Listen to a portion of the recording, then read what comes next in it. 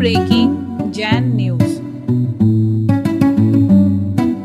आचार्य भगवान कहते हैं, always pray to have eyes that sees the best, a heart that forgives the worst, a mind that forgets the bad, and a soul that never loses faith. श्रद्धा नहीं जाना चाहिए चाहे कुछ भी हो जाए।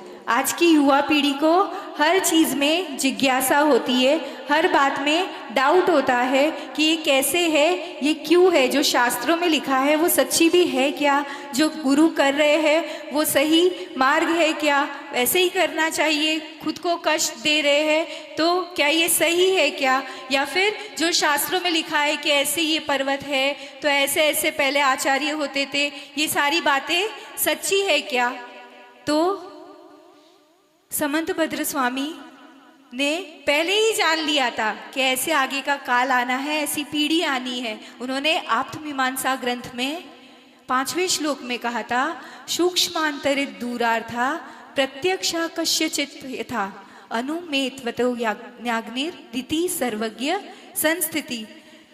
सूक्ष्म कोई पदार्थ हो, कोई दूरवर्ती पदार्थ हो, या कोई अंतरित काल के प्रभाव से कुछ चीज़ें अगर सामने नहीं दिख रही हो, इसका मतलब ये नहीं कि उसका एग्जिस्टेंस ही नहीं है। आज हम साइंस में भी फिगर आउट करते हैं कि कुछ चीज़ें हम आंखों से नहीं देख सकते, हमको माइक्रोस्कोप यूज़ करना पड़ता है। सूक्ष्म पदार्थ अंतरित हो गया, काल के प्रभाव से कुछ चीज़ें नहीं दिख रही है या सामने नहीं है। डायनासोर्स उसका लाइव एग्जाम्पल है कि हम जानते हैं डायनासोर्स थे लेकिन अभी सामने नहीं है, तो अपन उस चीज़ को भी बिलीव कर रहे हैं। और दूरवर्ती पदार्थ हो गए, ज़रूरी नहीं है कि हर कोई हर प्लेस की एक्सेस ले पाए, लेकिन फिर भी हम बिलीव करते हैं कहीं ना कुछ हाँ ऐसे सुनने में आ रहा है तो एग्जिस्ट कर रहा है। तो आचार्यों ने जो पुराने शास्त्रों में लिखा है, जो प्राचीन शास्त्रों में लिखा है, वो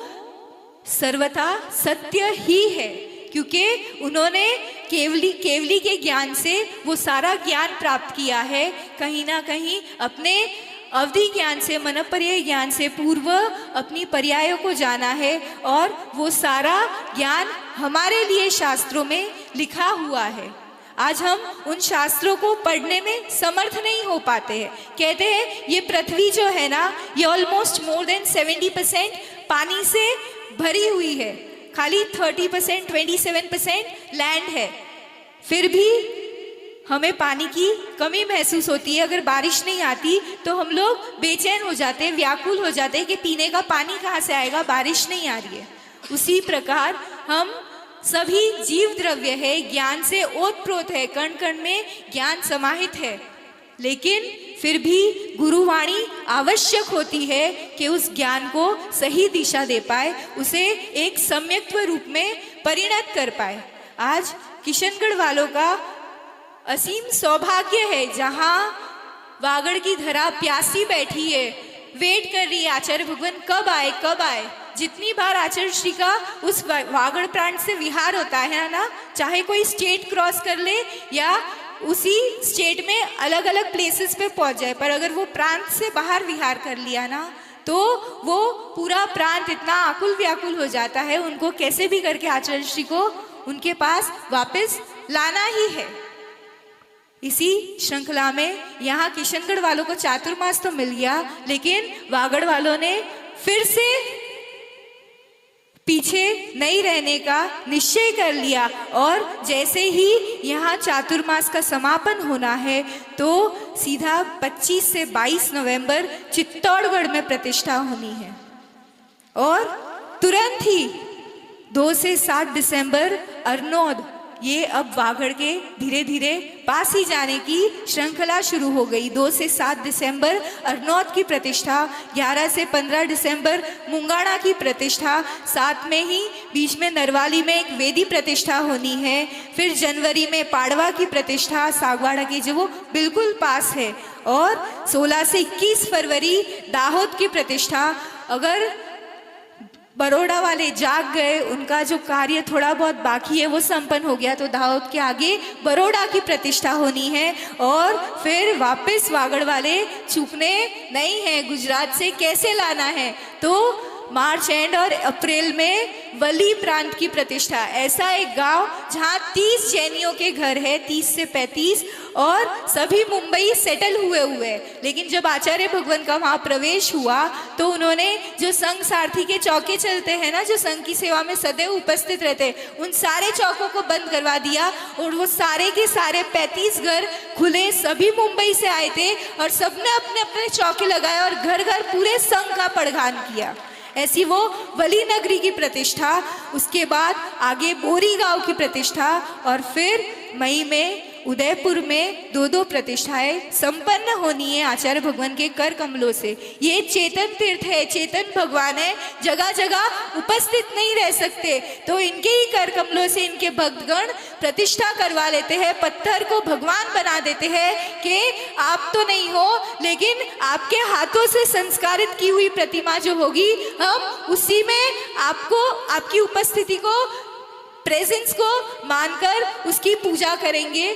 और आचार्य भगवान की भी असीम अनुकंपा है कि इतने सारे वृद्ध साधु ले लो या इतने सारे जवान साधु ले लो, सबको कुछ ना कुछ तो उपसर्ग आते ही है, परिसर सहन करने ही पड़ते हैं। फिर भी इतने लंबे लंबे विहार करना, नगर नगर पहुंचना और सभी को धर्म लाभ देना और साथ ही सभी धर्म ध्यान में लगे रहे, इस निमित्त से अचेतन प्रतिमा में भी प्राण प्रतिष्ठा करना, यह आचार्य भगवान की असीम अनुकंपा है, दया दृष्टि है। कहते हैं कंपैशन फॉर ऑल, सबके लिए दया दृष्टि। ये कभी आपको देखना हो ना, कुछ कहना मत, बोलना मत, आचार्य भगवान जहाँ विराजमान हो उस प्लेस पे जाके बैठ जाना, चाहे कितनी भी दूरी हो ना हो, लेकिन आप वहाँ बैठे हो, उनकी प्रेजेंस में बैठे हो और आपके सारी तकलीफ, सारी जो भी मेंटल या इमोशनल या फिजिकल कोई भी प्रॉब्लम हो, अपने आप वहीं डिसॉल्व होने लगती है। कल तिलोय परिणति जैसे महान शास्त्र का आचार्य भगवान के चरणों में स्वाध्याय चल रहा था, संघ पूरा वहीं विराजमान था और वहाँ रिद्धियों का वर्णन आया, कैसे होते हैं रिद्धिधारी मुनि। उसमें बताया गया कि जो ये रस रिद्धि वगैरह होती है, उसमें आचार्य भगवान का या मुनिराज का लिया हुआ, जो रिद्धिधारी मुनि का लिया हुआ जो आहार होता है, वो ही किस रूप से रस रूप परिणत हो जाता है, ऐसी उनकी तपस्या होती है। और साथ में ही एक और उल्लेख आया था कि आहार के अलावा भी उनकी जो वाणी होती है वो इतनी मधुर होती है, वो इतनी हित में प्रिय होती है कि लोगों के कष्ट दुख अपने आप निवारण हो जाते हैं। हम इस काल में सोचते हैं कि अब रिद्धिधारी मुनिराज नहीं है, लेकिन यहाँ साक्षात विराजमान होके देख लो कि दृष्टि निर्विश, केवल एक दृष्टि पड़ना और अपने आप सारी बीमारियां तकलीफ दूर हो जाना। कितनी बार आचार्य भगवान कहते हैं कितने भी टेस्ट करा लो बीमारी नहीं आती है, बात तो सही है, तो वो बीमारी कैसे सॉल्व होती है, तो इनके चरणों में सॉल्व होती है। हम यहाँ आते हैं गुरु चरणों में, अपने विकल्पों को, चाहे आप प्रैक्टिकली बात कर पाओ, अपनी बात रख पाओ, नहीं रख पाओ, लेकिन मन में भी अगर कोई विकल्प है और मन से भी उस विकल्प को उन चरणों में समर्पित कर दिया, तो वो विकल्प एक अच्छे रसीले फल के रूप में आपके जीवन में आ जाता है और अपने आप आपका जीवन परिवर्तित हो जाता है। आपको किसी भी चीज़ को ओवरथिंक नहीं करना है। जब आप ओवरथिंक करना स्टार्ट करते हो सिचुएशंस को, वहीं आपकी लाइफ कॉम्प्लिकेट होना स्टार्ट हो जाती है। तो जब गुरु चरणों में आते हैं तो ओवरथिंक भी नहीं करना होता है, बस केवल समर्पण और श्रद्धा भाव होना चाहिए, सारी चीज़ें अपने आप अच्छी होती जाती है। संघस्थ आरिका सुविज्ञमती माता जी का प्रसंग बताएंगे कि गुरु की उपस्थिति हो ना हो, लेकिन मन में श्रद्धा हो और गुरु का आशीर्वाद हो, वात्सल्य हो, मन से जुड़े हो, तो किस रूप से कितना भी बड़ा उपसर्ग हो कैसे दूर होता है।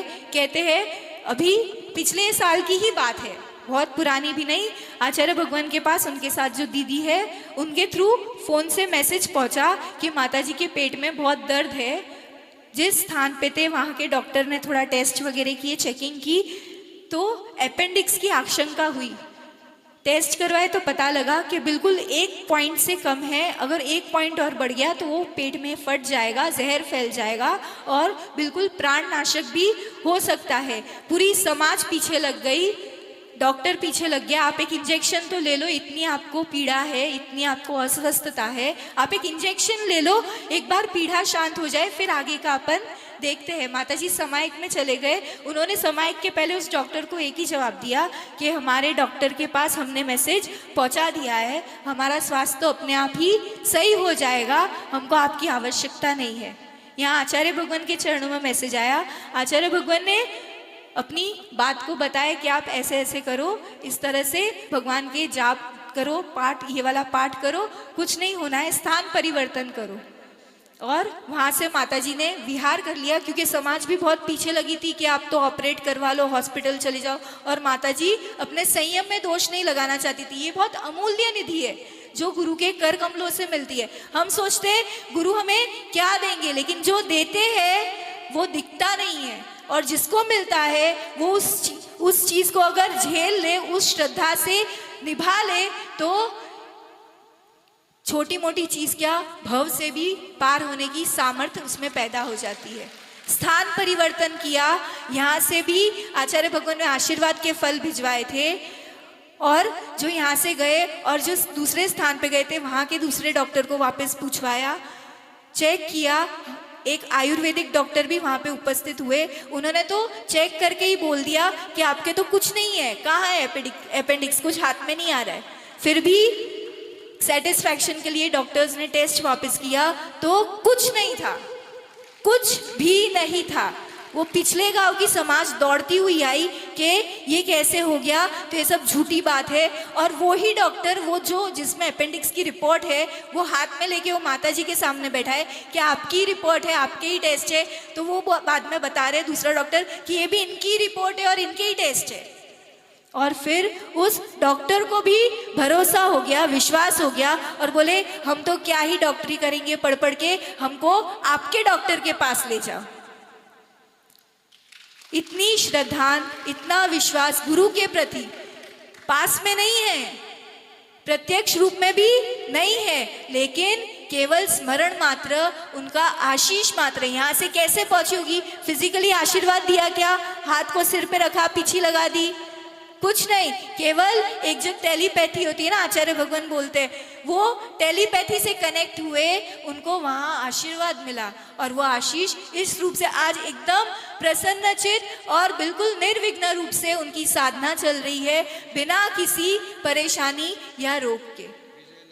विजयनगर में माताजी का चातुर्मास हो रहा है और बहुत ही भव्य रूप से प्रभावना भी हो रही है। काफी युवा वर्ग हो गए, या फिर व्रती बनाना उनके चरणों में। कितने युवाओं ने प्याज लहसुन जमीन कन का त्याग करना, रात्रि भोजन का त्याग करना, और काफी ऐसे व्रत भी है जो व्रतों को लेने के लिए अग्रसर हो रहे हैं। इस रूप से गुरु की प्रभावना भी ऐसे नहीं अलग से कुछ करना पड़ रहा हो, लेकिन अपनी चर्या से, अपनी साधना से जो गुरु चरणों में सीखा था, आज उसी को प्रैक्टिकल रूप से कर रहे हैं, और वही प्रभावना के रूप में कन्वर्ट हो रही है। अलग से ये करवा दो, ये बना दो, ये कर दो, ऐसे सब यहाँ कुछ नहीं चलता है। ऐसे लगता हो ना कि हमको कोई बोल रहा था कि माताजी कलश की बोली बहुत ऐसे गई, हमको तो बहुत दुख हो गया, ये हो गया, वो हो गया। तो हमने कहा हमको 1 सेकेंड के लिए पहले थोड़ा लगा, लेकिन यहाँ से जैसे ही गए और आचार्य भगवान ने प्रतिक्रमण स्टार्ट कर दिया, फिर बाद में वहाँ बैठे बैठे चिंतन आया कि हमको क्या करना है। बोली तो कितने में भी जाए, ये कुछ संघों में से एकमात्र ऐसा संघ होगा शायद जो कोई फिक्सिंग नहीं करता है कि बॉस आपको चातुर्मास कराना है तो चौका लेके आओ, चातुर्मास खत्म होगा तो आपको यहाँ तक छोड़ना पड़ेगा, आपका चौका चलना चाहिए, दीदी भैया का अलग चौका चलना चाहिए, या फिर 50-40% होगा, 60-40% होगा। कुछ नहीं, ऐसा कोई सिस्टम नहीं है यहाँ। जो भी होता है समाज जाने, आप अपनी भक्ति करो, हम अपनी साधना करेंगे, और इसमें जितने जो पुण्य कमा ले वो उनका भाग्य है। कहते हैं सूरज के सामने छाता रखो तो सूरज को कोई फर्क नहीं पड़ता, आप अपने आप को उसकी किरणों से या धूप से या बारिश से बचा लेते हो। तो वैसे ही जब आप गुरुओं के सामने हो तो गुरुओं को कोई फर्क नहीं पड़ता आप छाता लगा रहे हो या फिर यहाँ पे आ रहे हो